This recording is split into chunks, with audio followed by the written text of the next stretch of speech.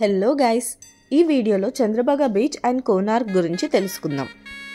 Bhubaneswar to Chandrabhaga beach, Konark, Puri, Lingaraj temple, Udayagiri and Khandagiri caves, ఈ total 5 ప్లేసెస్కి car book చేసుకున్నాం. 3300 తీసుకున్నాడు. మార్నింగ్ 4:30కి భువనేశ్వర్లో స్టార్ట్ అయితే 5:45 కల్లా చంద్రబాగా బీచ్లో మమ్మల్ని డ్రాప్ చేశాడు. అక్కడి నుంచి కోనార్క్ జస్ట్ 3 km డిస్టెన్స్. అయితే భువనేశ్వర్లో ఫస్ట్ సన్ రైజ్ అనేది ఈ చంద్రబాగా బీచ్లోనే వస్తుందంట. ఇప్పటికీ ఇక్కడ ప్రజలు ఇందులో స్నానం చేసి అప్పుడు దేవాలయం దర్శనానికి వెళ్తారంట. చంద్రబాగా బీచ్ స్పెషాలిటీ ఇప్పుడు తెలుసుకుందాం. పురాణంలో శ్రీకృష్ణుడి కొడుకు సాంబడు ఈ కోనార్క్ దేవాలయాన్ని నిర్మించాడని కొందరు నమ్ముతారు. సాంబడు స్త్రీలు అభ్యంగన స్నానం చేస్తున్నప్పుడు చూశాడని, శ్రీకృష్ణుడు అతని కుష్ఠిరోగంతో శపించాడంట.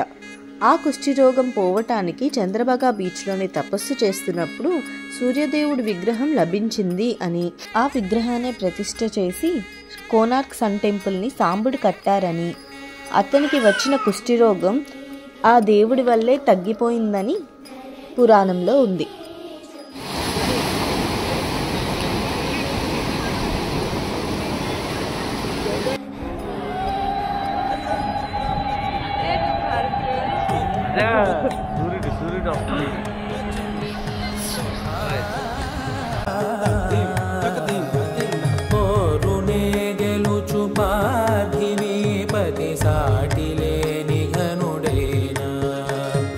నీరజాక్షి అలిగే వేళ నుడి విల్లు ముడి వంచగలడా, సడే చాలు శత సైన్యాలు నడిపే ధీరుడైనా, వసుధావాణి మిథిలావేణి మది వెనుక పలుకు పలుకులెరుగగలడా, నీలి మేఘములలో ధరణి తేజం, నయనాంతరంగములలో వననీనాదం.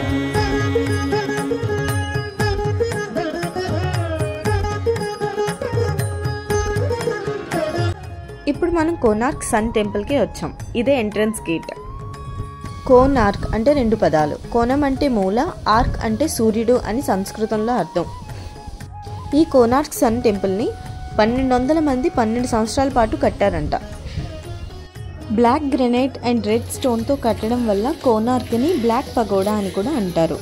ఇది ఇప్పుడు ఒక ఆర్కియోలాజికల్ మ్యూజియం లాంటిది. అంతేగాని లోపల ప్రెజెంట్ అయితే ఏ దేవుడు లేరు. యునెస్కో వరల్డ్ హెరిటేజ్ వాళ్ళు 1 of the 7 వండర్స్ ఆఫ్ ఇండియాగా దీన్ని గుర్తించారు. కోనార్క్ ఒక రథం ఆకారంలో నిర్మించారు. 7 గుర్రాలు, 12 జతల అంటే 24 చక్రాలతో నిర్మించారు. ఈ 12 చక్రాలు 12 నెలల్ని 12 రాశుల్ని సూచిస్తుంది. ఎంట్రన్స్లో మనకి సింహం, ఏనుగు ఒక మనిషిని తొక్కేసినట్టు ఉంటుంది. సింహం అహంకారానికి, పొగరికి నిదర్శనం. ఏనుగు ధనానికి ప్రతీకగా ఉన్నాయి. సో ఈ 2 ఉంటే మనిషికి పతనం మొదలైనట్టే అని అర్థం.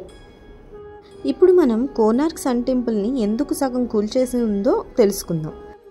అసలైన గుడి అప్పట్లో ఇలా ఉండేది. గర్భగుడి పై భాగాన్ని కూల్చేశారు.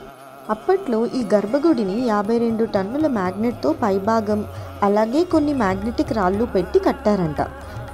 ఐరన్తో అంటే ఇనుమతో సూర్యదేవుణ్ణి విగ్రహాన్ని తయారు చేసి మధ్యలో పెట్టగానే ఈ మ్యాగ్నెటిక్ ఫీల్డ్ వల్ల ఆ విగ్రహం గాలిలో తేలుతూ ఉండేదంట. విగ్రహానికి ఉన్న వజ్రపు కిరీటం మీద సూర్యకిరణాలు పడగానే ఆ ఆలయం మొత్తం వెలుతురుతో మెరిసిపోయేదంట. అప్పట్లో ముస్లింల పరిపాలనలో ఉన్నప్పుడు కొంత భాగాన్ని వాళ్ళు ధ్వంసం చేశారని, అలాగే ఇంకొంత భాగాన్ని పోర్చుగీస్ వాళ్ళు వాళ్ళ షిప్లో ట్రావెల్ చేస్తున్నప్పుడు వాళ్ళకి డైరెక్షన్స్ అనేవి సరిగ్గా చూపించక వాళ్ళ దగ్గరున్న మ్యాగ్నెటిక్ క్యాంపస్ పనిచేయడం మానేసిందంట. దీనికి కారణం కోనార్క్ సన్ టెంపుల్లో ఉన్న 52 kgల మ్యాగ్నెట్ వల్లే అని గోపురం అలాగే ఆ మ్యాగ్నెట్ని ధ్వంసం చేసి వాళ్ళే తీసుకెళ్ళిపోయారని హిస్టరీలో ఉంది. ప్రస్తుతం 3 విగ్రహాలు మాత్రం బయట నుంచే మనకి కనిపిస్తాయి. పై భాగంలో 3 దిక్కుల్లో 3 విగ్రహాలు ఉన్నాయి. ఈ 3 విగ్రహాలు బాల్యం, యవ్వనం, వృద్ధాప్యం అని సూచిస్తుంది. వీటిని ఉదయించే సూర్యుడు, మధ్యాహ్నం సూర్యుడు అండ్ అస్తమించే సూర్యుడు అని కూడా అంటారంట. ఇక్కడ సంగీత వాయిద్యాలు, నాట్యం చేస్తున్న శిల్పాలు, ఒడిస్సా డాన్స్కి సంబంధించిన భంగిమలు కూడా ఇక్కడ ఉన్నాయి. అలాగే కామసూత్ర శిల్పాలు కూడా ఇక్కడ చెక్కి ఉన్నాయి. ఇక్కడ ధ్వంసం చేసిన కొన్ని శిల్పాలు ఒడిస్సా స్టేట్ మ్యూజియంలో భద్రపరిచి ఉంచారు. ఇప్పుడు మనం ఈ చక్రం యొక్క ఇంపార్టెన్స్ని తెలుసుకుందాం. దీన్నే sundial of Konark temple అని అంటారు. ఈ 24 చక్రాల్లో 2 చక్రాలు మాత్రం ఎగ్జాక్ట్ టైంని సూచిస్తుందంట. ఈ చక్రమే మన 10 రూపాయల నోటు మీద కూడా ఉంటుంది.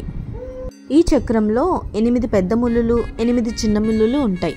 ఒక పెద్ద ముళ్ళుకి చిన్న ముళ్ళుకి మధ్య ఉండే సమయం 1 గంటన్నర. 2 పెద్ద ముళ్ళుల మధ్య ఉండే సమయం 3 గంటలు. అంటే మొత్తం 8 పెద్ద ముళ్ళులు ఉన్నాయి కాబట్టి 8 × 3 చేస్తే 24 గంటల సమయం మనకి తెలుపుతుంది. ఆ చక్రం మధ్యలో ఏదో ఒక ఆబ్జెక్ట్ పెట్టి చూస్తే ఆ నీడ ద్వారా మన టైం తెలుసుకోవచ్చు. మన క్లాక్ వైజ్లో ఉంటే ఇది యాంటీ క్లాక్ వైజ్ డైరెక్షన్లో చూస్తే మనకి టైం తెలుస్తుంది. హిస్టరీ తెలిస్తేనే మనకి ఏ ఆర్కియాలజికల్ మాన్యుమెంట్ అయినా చాలా ఇంట్రెస్టింగ్గా అనిపిస్తుంది.